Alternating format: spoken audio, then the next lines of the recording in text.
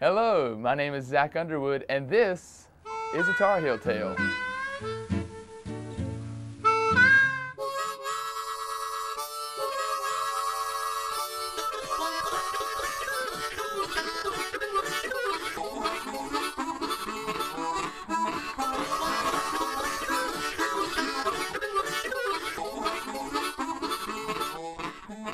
Today we're going to be talking about a little town called Asheboro, just a little ways down Highway 220.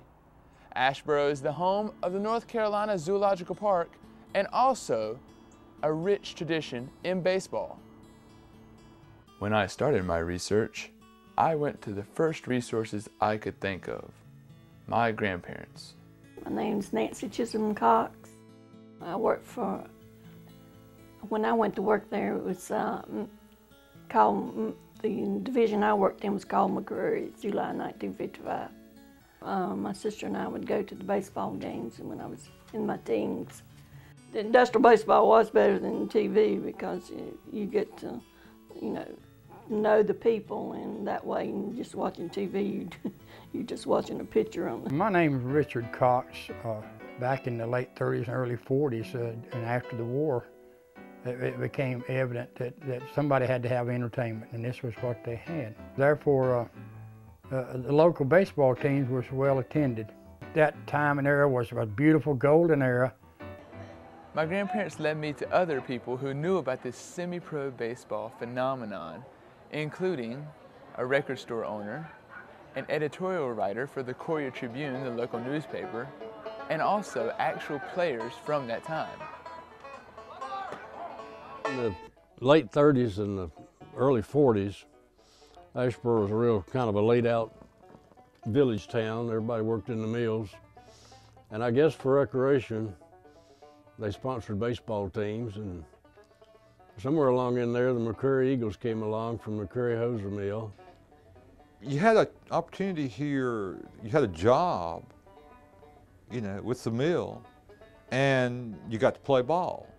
So, in a sense, you're a professional baseball player. I went to work there November 19th, 1945. Yeah, I worked when I got out of service.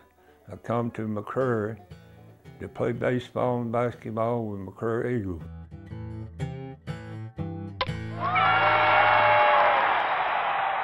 Yeah, they played all the colleges. Even when I come to work at McCreary, we played Carolina, Duke, Wake Forest. We played all the colleges. We played more for the fun of it than we did anything else. That was just the highlights of our day, our time. I picture that place and that time, it's something out of a movie, from the 40s, I think. Now, the Eagles played guys who, were big leaguers eventually. Eddie Matthews, Smokey Burgess were with the High Point team that they played against. And they always played on a Saturday, and that Saturday was the reason for Saturday was everybody was not working on Saturday afternoon. Do you remember how much it would cost to get into a game like that? I'd say 15, 25 cents maybe. You could be outside on a nice summer night, buy you a hot dog and a drink, and the ball game's going on, and what better atmosphere could there be? In the 1930s and 40s, there were three teams that dominated baseball in Asheboro. Bosong Hosiery Mill was one of those teams. They were called the Bosong Indians, and they existed before World War II. Another team was Lucas Industries, a furniture industry plant in Asheboro, and they existed after World War II. And finally, the hosiery mill Acme McCreary existed during both these times. When any of these teams met on a baseball diamond, the competition was fierce. Oh my Lord, yes. Listen, when Lucas McCreary played, you might as well close up all the stores. It was a ghost town. Everybody went to the ball game. I believe you could have robbed the bank up here in the middle of town in Asheboro, and nobody would have known it for a day or two, because everybody would show up. The entire league, the purpose was to beat McCreary. That was the object of the whole thing. Now we could play Albemarle, and we could play Robbins, and we could play Siler City, but to beat McCreary, that was the thing. Back then, they wanted to beat McCreary, just like basketball now, everybody wanting to beat you. Then they know to beat them, but you beat the best. Throughout my research, I found players who played in the league, workers, and even average people who had seen or heard of this semi-pro baseball phenomenon. However, whenever I asked a really tough question, I always got the same answer. I don't know.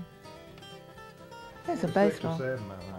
Ask Charlie. Charlie knows. Charlie Robbins has all that information.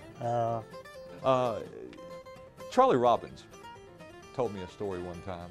Charlie Robbins, if you talk to him, you were either for the Bosong Indians or the McCreary Eagles. There wasn't no in between. I mean, that's the way you could go to the ball game and you could tell it. This Charlie they are talking about is Charlie Robbins. Known in the community as a local baseball guru, he played second base for the McCreary Eagles, and his story in itself could be a documentary. Fortunately, he agreed to help in my research as well. Bosong Indians, they were playing, they were great back in the mid-30s. And the textile mill owners wanted to do something for their employees, you know, and having a baseball team, because baseball was the sport back then. That was baseball at its cleanest. What would you say it was like around town whenever McCreary would play Lucas or Bosong? Oh, gracious. They'd all be there, I'll tell you that. Yeah, I think it was over 50% of people walked to the game. Yeah. people back in those days, they'd get out of work and they'd walk from uptown to the ball field. And we'd rent out cushions, my brother would, for about 25 cents a piece, and then when the game was over, it was my job to go pick them up and bring them back and put them in the boxes. Well, playing third base, there would always be a group over in the third base section that'd either be for you or against you. And I enjoyed that. That made the game. They'd just ride us, play us, haul at us and different things. And we used, there's some of them old fellas, we played over at Linley Park. They'd be over there before the players get up. Sit in that little old grass, they had about a dozen of them old fellas. The women, if they were single, of course, they were like to go sit on the front row and watch them play. For the fans, it was certainly a joy that you won't see repeated, where you can go over there, spend a very little bit of money, have a good time, anybody can go, kind of thing. Like I told somebody, there's more people over there to ride you in batting practice back then than there would be at the ball games now. I mean, I'm serious, that's true.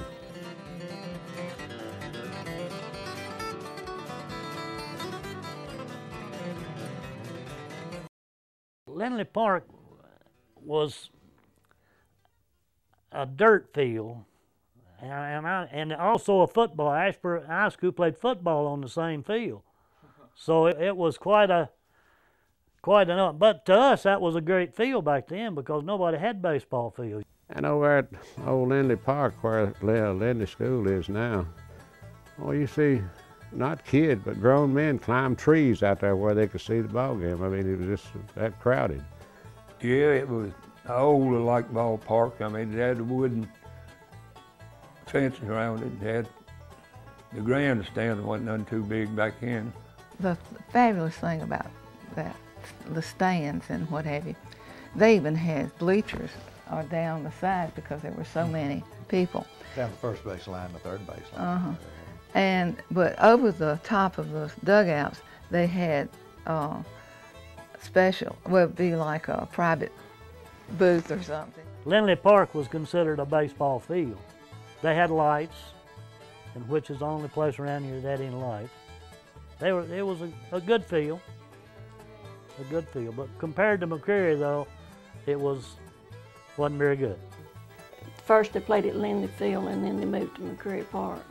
The new McCreary Park was one of the greatest things that ever hit Asheboro and still is being used by the high schools and everybody else. Yeah. The first recollection I have of baseball is in McCreary Park, which is one of the most beautiful semi-league parks there is in the country. And you would have people come in from other towns who had never seen McCreary Park before, and they were amazed that it had nothing like that in their towns. You know, it's a place that I think, except for lack of dressing room facilities and some other things, could be, you know, a minor league park now at an even higher level.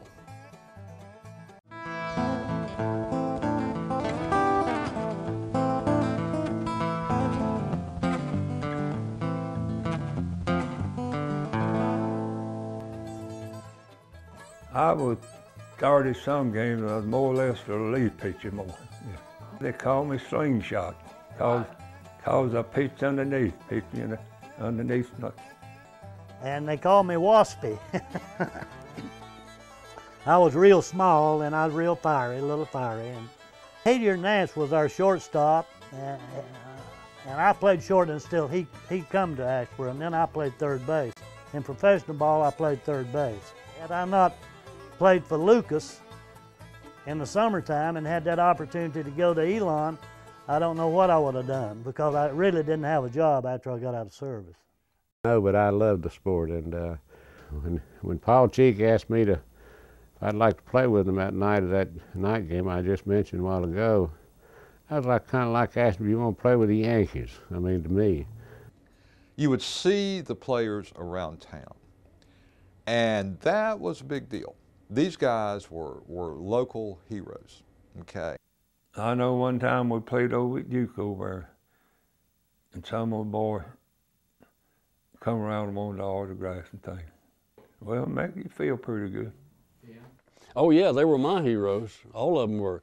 Hilliard Nance, he was probably as good an athlete ever played for Asheboro. He played shortstop. We looked at them as heroes, and they'd pick at us as kids, you know, and everything. And it was like Mickey Mantle lived in your neighborhood. Semi-pro baseball continued to grow and grow until 1957. In 1957, however, the whole league simply fizzled out. No one really knows why semi-pro baseball totally disappeared. So I asked people, how did Asheboro's dugouts go from this to this? If you were in it, you could kind of see it going down, the interest now, because, you know, television and car racing and a lot of other things come along, you know, to get people's attention. And most companies went to more type of intramural type, you know, where everybody participated rather than just a baseball team. No, I think that time and era was a beautiful golden era, but it faded with the invention of television, and that created a stay-at-home type thing.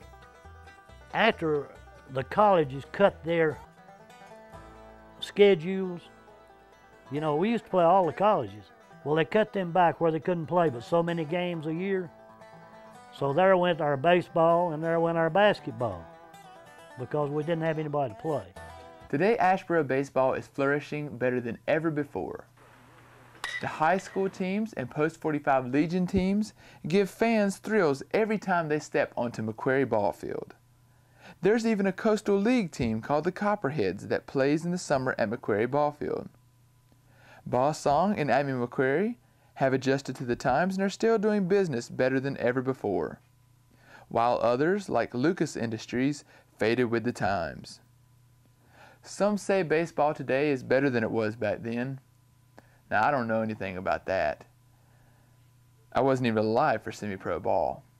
But one thing I do know is that in the minds of those who experienced semi-pro baseball, there never will be anything quite like it. I'll leave you with this note from Bob Williams. Just that anyone seeing this, if you're in the middle of North Carolina, go see a ball game at McCreary Park. It'll put you in 1958 in a hurry. You know, they still play good ball there. Like I say, it's a postcard from that time, that ballpark is.